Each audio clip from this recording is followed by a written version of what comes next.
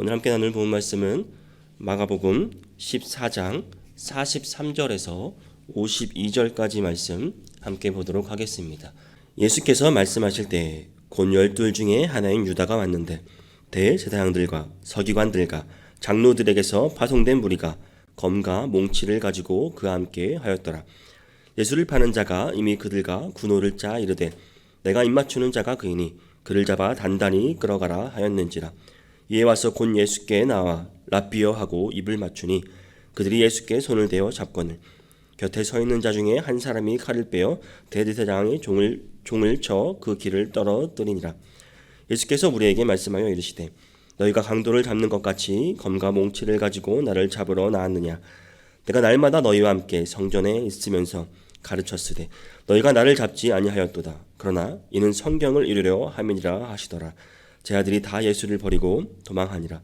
한 청년이 벗은 몸에 배 호디부를 두르고 예수를 따라가다가 무리에게 잡힘에 배 호디부를 버리고 벗은 몸으로 도망하니라. 아멘. 네, 오늘 본문은 이제 예수님께서 체포당하심 그리고 이제 베드로의 충동적 저항과 그리고 제자들의 도주에 대해 기록하고 있습니다. 오늘 본문을 보면 예수님께서는 단 한 번의 저항도 없이 스스로 대적들에 체포되셨음을 알 수 있습니다. 그러나 사실 예수님은 하늘과 땅의 모든 권세를 지니신 분이십니다. 초자연적인 기적을 수없이 이루신 분이십니다. 하나님으로서 하늘의 천사들을 동원하여 단번에 그들을 대적하여 멸하실 수도 있었습니다. 그런데도 이처럼 대적들의 불의한 손에 자신을 맡기신 것은 인류의 구원을 이루시기 위함이었습니다. 즉 예수님께서는 자기 몸을 희생 제물로 드려 자기 피로 영원한 속죄를 이루셔서 우리도 구원에 이르게 하시기 위하여 스스로 대적들의 손에 잡히신 것입니다. 히브리서 7장 27절은 이를 말해주고 있습니다. 그는 저 대제사장들이 먼저 자기 죄를 위하고 다음에 백성의 죄를 위하여 날마다 제사 드리는 것과 같이 할 필요가 없으니 그가 단번에 자기를 드려 이루셨습니다.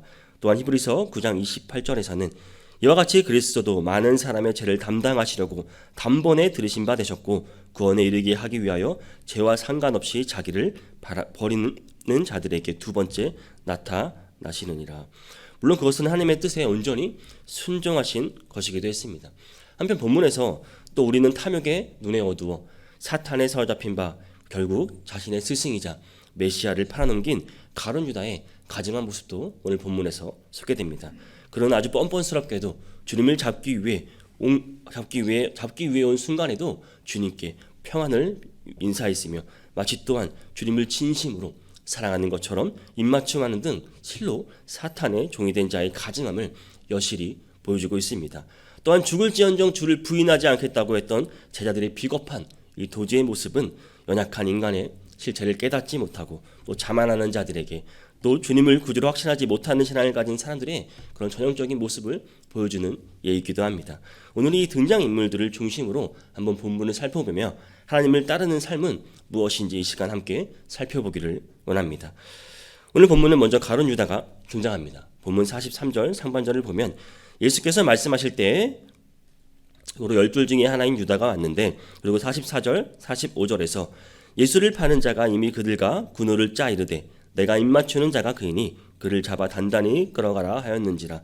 이에 와서 곧 예수께 나와 라삐어 하고 입을 맞추니. 유다는 예수님을 잡으러 온 자들과 미리 이제 약속을 해 두었습니다. 입맞추는 그를 체포하여 신속히 끌어가도록 말입니다. 때는 밤인데다 이제 예수님을 체포하러 온 자들 중에서는 예수님을 아마 전혀 본 적이 없는 자들도 있었을 것입니다. 또 이런 일이 신속하게 처리되지 않으면 이제 예수님을 쫓는 무리로 인해서 아마 또 예수님을 처형하는데 곤란함이 있을 수 있습니다. 또 그들의 저항도 있을 수 있기 때문에 이들은 신속하게 계획을 미리 짜서 대처해야 했습니다. 가룟 유다의 가증함을 볼 수 있는 대목입니다. 이 가룟 유다는 미리 군호로 사용한 입맞춤을 했습니다. 이 입맞춤이 무엇입니까? 또 이 군호라는 것은 이제 미리 말이나 눈짓으로 해서 그들이 신호를 짰다는 것을 말하는 것입니다. 이 입맞춤은 당시 그들에게 이제 평안과 또 신뢰를 나타내는 인사였습니다. 그러한 입맞춤을 가룟 유다는 이제 스승에 대한 배신의 군호로 삼은 것입니다. 물론 가룟 유다의 입장에서는 입맞춤에 이제 다른 사람의 의심을 받지 않고 자기 뜻을 실현할 수 있는 좋은 방법 중에 하나였을 것입니다. 하지만 그러기에 그의 가증함이 더욱 드러난 것입니다. 우리는 이러한 가룟 유다를 통해서 무슨 일이든지 그 목적을 이루기 위해서는 수단과 방법을 가리지 않는 그러한 인간의 모습을 보게 됩니다. 성도 여러분, 세상에는 이 유다와 같이 행하는 이들이 적지 않습니다. 우리는 주변에서 많이 볼 수 있습니다. 성도로서 우리가 배워서는 안 되는 처세술입니다. 나의 이익을 위해서 무엇이든 해도 된다는 이러한 생각은 버려야 합니다. 하나님께서는 결과만 보지 않으시기 때문입니다. 과정도 중요시하게 생각하시기 때문입니다. 베드로전서 1장 16절은 이렇게 말씀합니다. 거룩되었으되 내가 거룩하니 너희도 거룩할지어다 하셨느니라. 여러분, 이 명령은 성도인 우리가 모든 일에 있어서, 모든 우리가 행함에 있어서 우리 삶의 과정에서도 모든 것이 거룩되어야 되고 참되어야 함을 우리에게 말해주고 있는 것입니다. 우리의 모든 삶, 여러분, 행동 하나하나에 거룩함이 있어야 한다는 말입니다. 어떤 사람들은 결과만 가지고 어떤 일들을 평가하는 것과는 이런 세상과는 대조적인 가르침이 우리 성경의 가르침입니다. 가령 누가 불의한 방법으로 많은 돈을 모아서 그 중에 일부를 교회에 내어 놓았다고 하면 그 과정을 모르는 사람들은 아마 그 사람의 믿음이 좋다고 칭찬할 수도 있습니다. 하지만 하나님께서는 그것을 절대 받지 않으실 것입니다. 부정한 돈이나 부정한 손해는 드리는 그 기도, 또 그 헌신, 하나님께서는 이것들을 가증하게 여기신다는 사실을 우리는 잊어서는 안 됩니다. 이사야서 1장 15절 말씀입니다.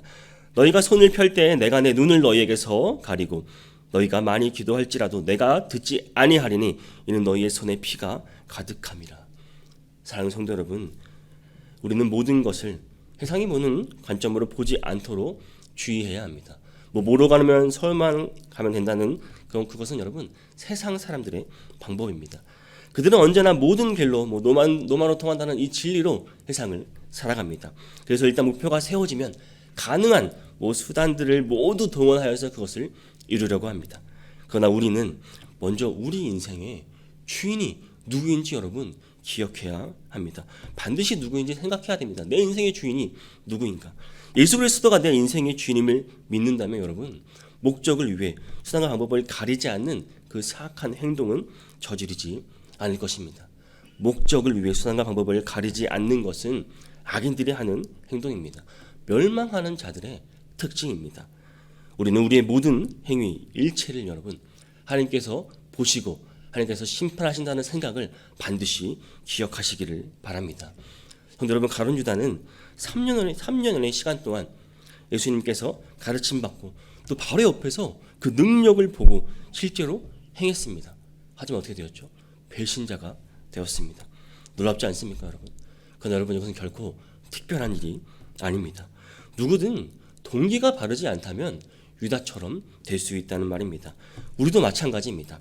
자신의 이익을 하나님보다 앞세우지 않고 하나님께서 우리의 모든 일거수일투족을 감찰하고 계신다는 사실을 여러분 기억하시는 모든 성도님들이 되시기를 바랍니다. 다음은 예수님을 버린 제자들의 모습이 오늘 본문에 나타나는 것을 볼 수 있습니다. 본문 50절에서 52절까지 말씀입니다. 제자들이 다 예수를 버리고 도망하니라. 한 청년이 벗은 몸에 배의 호디부를 두르고 예수를 따라가다가 무리에게 잡히매 배의 호디부를 버리고 벗은 몸으로 도망하니라. 예수님께서 체포되실 때 함께하던 제자들이 모두 예수님을 버리고 도망한 사실이 나옵니다. 불과 몇 시간 전만 해도 이들은 한결같이 제가 주와 함께 죽을지언정 주를 모른다고 부인하지 않겠다고 장담했었습니다. 마가복음 14장 31절 말씀을 보면 베드로가 힘있게 말하되 내가 주와 함께 죽을지언정 주를 부인하지 않겠나이다 하고 모든 제자도 이와 같이 말하니라. 그래도 이들은 어떻게 했습니까? 주님이 잡히시자 그들의 스승이야 어찌 되든지 자신만을 살고 보자며 뒤도 돌아보지 않고 도망했던 것입니다. 어쩌면 자기에게 당면한 현실이 너무도 뜻밖이어서 정신을 가다듬을 틈도 없이 그들은 반사적으로 이와 같은 행동을 취했을지도 모릅니다. 인간의 전형적인 모습 아닙니까? 여러분, 인간은 누구든 자기 자신을 신뢰할 수 없는 존재입니다. 제자들이 그것을 여실히 우리에게 보여주고 있습니다. 혹자 하는 제 아들을 겁쟁이라고 비난할지도 모릅니다. 하지만 여러분, 이 신의를 저버리고 자기만 살겠다고 도망한 이 제 아들의 모습이 어찌 보면 우리의 모습일 수도 있습니다. 우리는 주님을 무척이나 사랑한다고, 또 주를 위해 모든 것을 내어주기라도 할 것처럼 말하면서도 우리의 실제 생활 속에서 우리는 여러분, 예수님을 부인할 때가 한두 번이 아닙니다. 예레미야 17장 9절에서는 뭐라고 말하고 있습니까? 만물보다 거짓되고 심히 부패한 것은 마음이라 누가 능히 이를 알리오마는. 여러분, 성경은 사람의 마음을 만물보다 거짓되고 심히 부패한 것이라고 말하고 있습니까? 이렇게 가르치는 까닭이 무엇입니까? 바로 이러한 것 아닙니까? 누구도 자기 자신을 믿을 수 없는 것입니다. 우리의 마음을 우리가 어찌 우리 마음대로 할 수 있겠습니까? 그러므로 우리는 주를 버리고 도망한 이 제 아들을 여러분, 비난하기 전에 우리도 그와 같이 되지 않도록 주님께 은혜를 구해야 하는 것입니다. 주님께서 힘을 주시면 다니엘처럼 사자굴에서도 두려워하지 않을 수 있는 것입니다. 그의 새 친구처럼 뜨겁게 타오르는 그 풀무불이라도 겁내지 않을 수가 있었던 것입니다. 주님께서 함께 하셔야 하는 것입니다. 사람은 누구라도 믿음을 배반하고 신의를 저버릴 수 있는 존재이므로 여러분, 우리의 마음을 지나치게 신뢰하는 것은 어리석은 일입니다. 다른 사람은 몰라도 나만큼은 절대로 믿음을 배반하지 않겠다고 장담할 수 없다는 사실입니다. 주님의 제자들도 마음만은 이와 같았습니다. 하지만 위기가 닥치자 그의 행동은 전혀 다르게 나타났습니다. 여러분, 제자들의 믿음이 우리보다 더 부족합니까? 그렇지 않습니다. 누구보다 뛰어났고 누구보다 예수님을 따랐던 자들입니다. 그런데 이들의 믿음도 이러한 거였습니다. 우리도 얼마든지 제자들처럼 될 수 있으므로 결코 자만하지 마시기를 바랍니다. 우리도 충분히 경험할 수 있는 일이므로 우리가 해야 할 것은 그저 주님 앞에 겸손하게 순종하며 나가야 하는 것입니다. 그리고 마가는 본문 51절 52절에서 이제 한 청년이 벗은 몸에 베오디브를 두리고 예수를 따라가다가 무리에게 붙잡히자 베오디브를 버리고 벗은 몸으로 도망한 사실이 나옵니다. 참 우스꽝스러운 모습입니다. 그렇죠. 이 독특한 이 본서에만 있는 기록인데 이것은 이제 청년 마가일 것으로 추정합니다. 마가는 이제 자기네 모습을 부끄러우니 이렇게 표현한 것입니다. 아마 마가는 잠을 자다가 예수께서 잡히셨다는 소식을 듣고 옷 입을 겨왕이 없어 이불을 두르고 예수님을 뒤를 쫓았을 것입니다. 다만 위기를 모면해야겠다는 그러한 생각에 앞뒤 가리지 않고 맨몸으로 주행난을 치게 된 것입니다. 다른 제자들과 별반 다를 게 없는 모습입니다. 이 광경을 보면서 우리는 사람이 끝까지 주님과 함께하다는 것이 결코 쉬운 일이 아님을 알게 됩니다. 말로는 주님과 함께 고난에도 참여하고 죽는데도 같이 가겠다고 하겠지만 실제 상황에 부닥치면 말처럼 쉽지 않다는 사실입니다. 순교를 각오한 사람이 아니고서는 여러분, 위기가 닥치면 누구라도 도망하게 되어 있습니다. 그렇다면 누가 순교를 결심할 수 있겠습니까? 여러분, 성령 충만함을 받은 사람입니다. 사도행전 1장 8절 말씀을 보면 오직 성령이 너희에게 임하시면 너희가 권능을 받고 예루살렘과 온 유대와 사마리아와 땅끝까지 이르러 내 증인이 되리라 하시니라. 성령의 충만함을 받은 사람입니다. 주님의 증인이 되는 것입니다. 이 증인은 여러분 보통 증인이 아닙니다. 죽기를 각오하고 예수 그리스도를 전하는 사람을 말하는 것입니다. 성령의 충만함이 없으면 여러분 어떻게 되죠? 육체의 정욕을 따르게 되는 것입니다. 주를 위해서 죽는다는 것이 사실상 불가능하다는 말입니다. 성령의 충만함을 받아야만 육체가 원하는 것을 따라가지 않게 됩니다. 그로 인해 주를 위해 기꺼이 내 한 몸을 바칠 수 있게 되는 것입니다. 그러므로 우리는 어떻게 해야 되겠습니까? 주님과 끝까지 함께 해야 어떤 상황에서도 주를 부인하지 않는 이 믿음의 용사들이 되려면 여러분 성령 충만함을 구해야 하는 것입니다. 그리고 그것을 유지하기 위해서 계속 우리의 마음을 단련해야 하는 것입니다. 사랑하는 성도 여러분, 성령이 우리 가운데 충만히 임하시도록 여러분 이 시간 간절히 기도하시기를 바랍니다. 오늘 하루도 성령의 충만함이 우리 삶에 가득하기를 바랍니다. 그리고 마지막으로 당당히 하나님께 순종한 예수님이 나옵니다. 먼저 본문 46절을 보면 그들이 예수께 손을 대어 잡거늘이라고 하며 예수님께서 잡히시는 모습을 보여주고 있습니다. 예수님께서 마침내 가룟 유다가 인솔하여 데리고 온 그 무리에게 잡히신 사실이 나옵니다. 예수님께서는 늘 그러하듯이 숨어서 은밀히 활동하신 것이 아닙니다. 늘 공개적으로 활동하셨습니다. 그런데도 지금까지 아무도 주님에게 손을 댄 사람은 없었습니다. 그러나 이제 때가 되었으므로 주님은 그들의 손에 잡히시게 된 것입니다.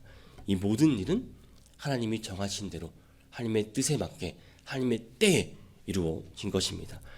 사내들인의 명령을 받고 임무를 수행하러 온 사람들은 만발의 사태를 대비하여 작전을 세워서 왔습니다. 그들은 무장을 하고 왔습니다.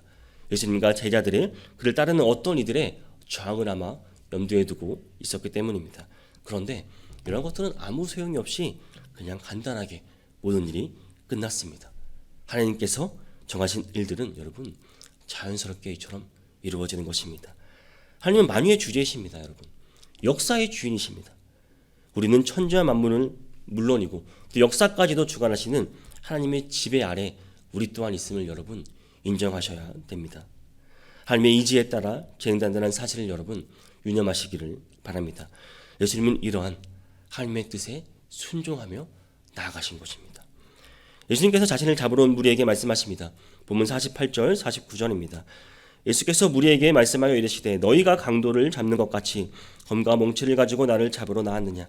내가 날마다 너희와 함께 성전에 있으면서 가르쳤으되 너희가 나를 잡지 아니하였도다. 그러나 이는 성경을 이루려 함이니라 하시더라. 예수님께서는 자기를 잡으러 온 사람들에게 자신을 마치 무장한 도둑이나 강도처럼 취급한다고 책망하신 사실이 나옵니다. 물론 예수님을 정확히 아는 이는 이들 중 아무도 없었습니다. 그 중에는 예수님의 말씀을 들었을 사람도 있었을 것이고 예수님이 행하신 일들을 봤던 사람들도 분명 있었을 것입니다. 하지만 그 누구도 예수님을 정확히 알지 못했던 것입니다. 여러분 예수님을 안다고 해서 여러분 예수님을 다 믿는 것은 아닙니다. 제대로 부름을 받은 사람도 소수에 불과했습니다. 예수님이 구주심을 발견한 일이 쉽지 않음을 말하는 것입니다. 세상 지식이 많다고 해서 여러분 종교 지도자라고 해서 예수님을 꼭 알리란 법도 없습니다. 우리가 예수님을 알게 된 것이 여러분 얼마나 큰 특권임을 아시겠습니까?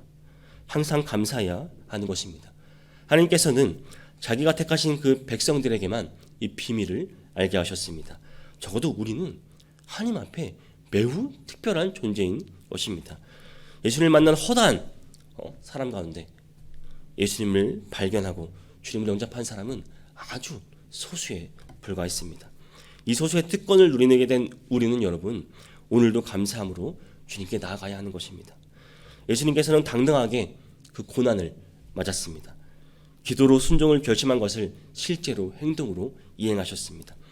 예수님께서 하신 일은 구약 약속의 성취이자 또 구원을 향한 하나님의 뜻의 성취 과정임을 예수님은 아셨기 때문입니다. 예수님께서는 두려움을 이기시고 하나님을 따르는 삶의 본을 우리에게 보여주셨습니다. 이러한 주님을 여러분 더욱 의지하며 하나님께 감사하는 마음으로 오늘 하루도 살아갈 수 있기를 바랍니다. 사랑하는 성도 여러분, 신앙생활에 저절로는 없습니다. 죄된 세상에서 하나님 대신 자신을 중심에 두려는 것이 바로 이 죄입니다. 이 죄 때문에 우리는 저절로 아무것도 할 수 없습니다. 제자들 또한 이러한 것들을 하지 못했습니다. 여러분 나는 괜찮아 이런 말 대신에 나는 괜찮을까라는 질문을 여러분 스스로에게 하시기를 바랍니다. 또한 예수님을 따라가겠다고 기도하는 것이 말로만이 아닌 이것이 하나님의 뜻을 따라가는 것이고 이것이 순종하는 길임을 믿고 여러분 전심을 다하여 기도로 구하시기를 바랍니다. 성도 여러분, 우리는 만일 예수님께서 잡히시는 그 현장에 있었다면 어떤 태도를 여러분 취하겠습니까? 베드로나 다른 자들처럼 그리고 베호디브를 걸쳤던 한 청년처럼 주를 버리고 도망한 대신에 감히 주와 함께 저항하고 끌려가기를 자청할 수 있었겠습니까? 육신에 이끌리는 사람은 그가 누구이든 죽기를 무서워합니다. 저들과 다를 게 없을 것입니다. 우리는 여러분 이 세상을 사는 동안 동일한 상황일지라도 이러한 처지에 놓일 때가 있을 것입니다. 그때마다 여러분 비겁한 제자들의 모습을 보일 수도 있고 하지만 또 반대로 바울처럼 당당히 주님 편에 서서 맞설 수도 있을 것입니다. 성도 여러분, 그것을 결정하는 것이 무엇입니까? 우리 마음에 정말 성령으로 충만함이 있어야 하는 것입니다. 우리 가운데 성령 충만함이 있다면 여러분 어떠한 시련과 어떠한 고통이 닥칠지라도 여러분 주인을 부인하지 않을 수 있는 것입니다. 믿음을 지킬 수 있다는 것입니다. 이것이 하나님을 따르는 삶, 예수님이 걸어가신 길 아니겠습니까? 여러분 오늘 하루 살아가실 때 성령 충만함을 여러분 간절히 구하시기를 바랍니다. 우리의 신앙이 필수 요소입니다. 성령 충만한 삶. 그로 인해 여러분 오늘 하루도 하나님을 따라 살아갈 수 있는 우리 모두가 될 수 있기를 주님의 이름으로 축복합니다.